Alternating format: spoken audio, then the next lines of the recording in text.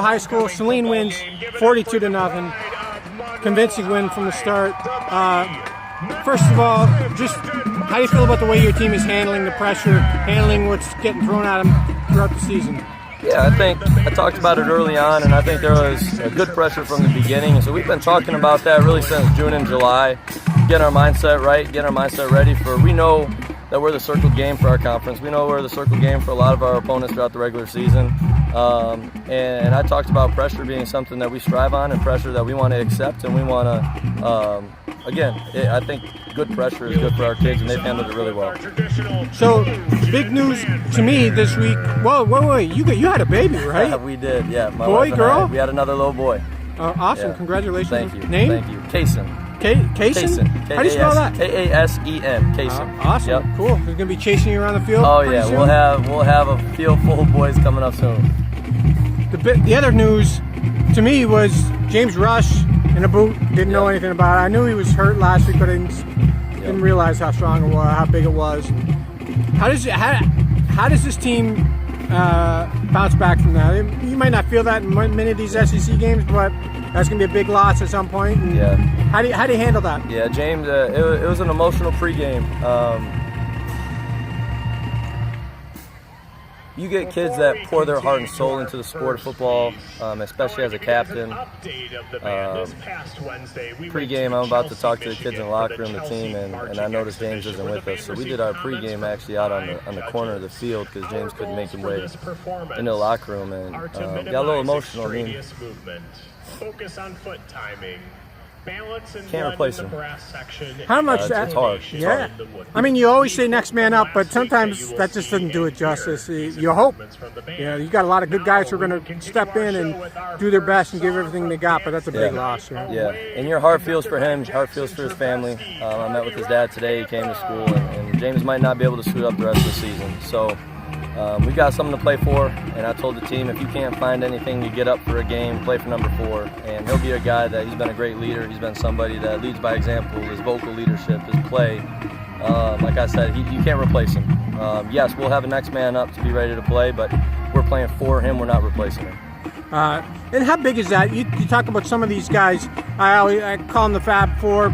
You know, they've been on this team for so long, and I don't even know how long, but maybe since freshman of varsity. And to lose one of their own guys, go down, that's got to be hard for them too, right? Because they're hoping to celebrate this all together. Correct. Along with everybody else in the team, but especially those guys. And we still will. We'll still celebrate together. James is a very strong-willed individual. He's got a good foundation, and he's going to be all right. So he's still with us. He'll be with us the whole way. But call it the Fab Four, man. We've got a class of 26. We've got the Fab 30-plus. We've got a group of seniors that has been together all summer. A lot of them have played together since they've been in 3rd grade, and this senior class is special, and we're playing a great season so far and excited to see how the season finishes out for our seniors.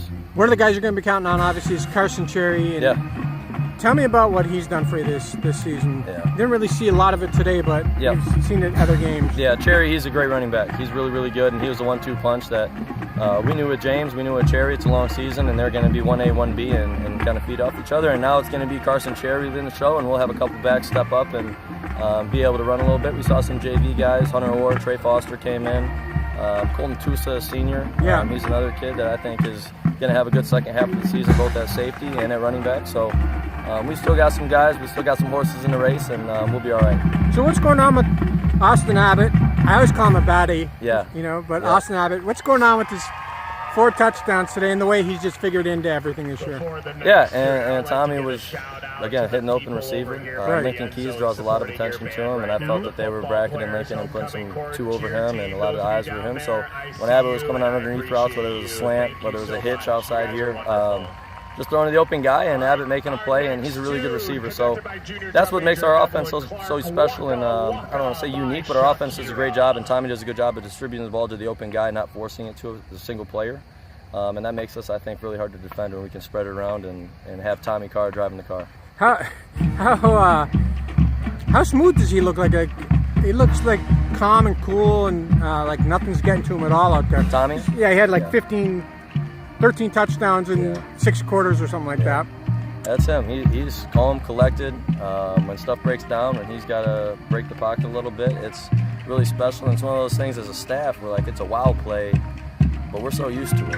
And it's stuff that he just does all the time. And I got on him a little bit. There were some plays in Dexter game. There's not so much tonight, but plays where he's scrambling around. I'm like, Tommy, you had the first throw open. Just take it.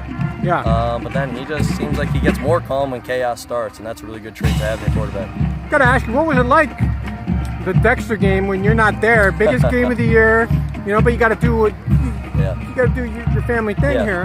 Yeah. But what's that like when you're still trying to pay some attention there? And how did you handle that? Yeah, it was. I mean, I heard you had a phone call in or something like that at some point. We prepped for it. Our staff has done a great job. Our offensive staff with Ed Dreslinski, Zach Schwarzenberger, Caden Keefe, Caden Colasar, Chris Patton, Jags, TJ Thompson on JV. They all were doing a great job. And then defensively, Joey Wilson and defensive staff obviously has done a great job. But it was one of those deals where when you plan for it, you prep for it, we're ready, and I worry about the kids. And I had to tell the kids at 3 o'clock, really right before team meal, hey, I'm heading to the hospital. My wife's going into labor.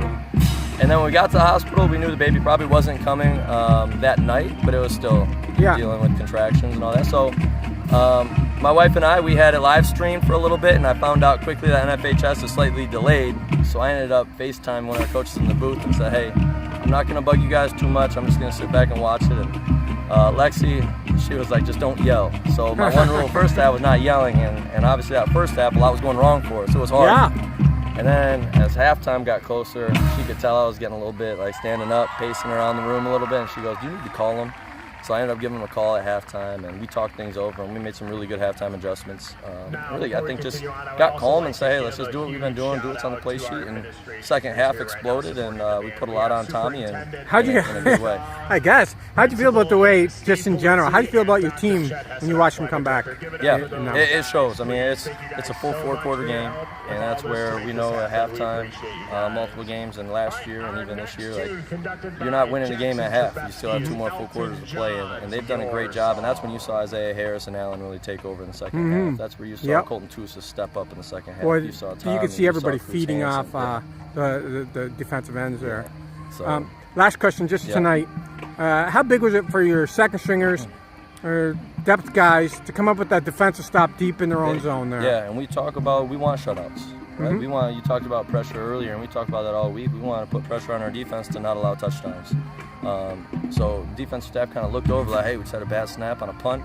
We're backed up. Should we put some guys in there? I said, no, they're all right. Let's get a stop. And it came down to a fourth goal line fade. Jason Simmons is another senior. And he basically, in that moment, he is Saline football. There's one guy that can make the play on the ball, and he made a great play as a corner. So it's really cool to see. And those guys that don't get a ton of playing time in big games or close games, they're the ones busting their butts all week. They're the ones that we value so high as a coaching staff and as a team that they're not getting the press, they're not getting the love. So it's awesome to see them exceed on a Friday night under the lights in a live atmosphere where they're, again, getting the reap of their rewards, being a great practice player throughout the week, and we show extreme value to them. I appreciate it, Coach. Thank you. Thank you.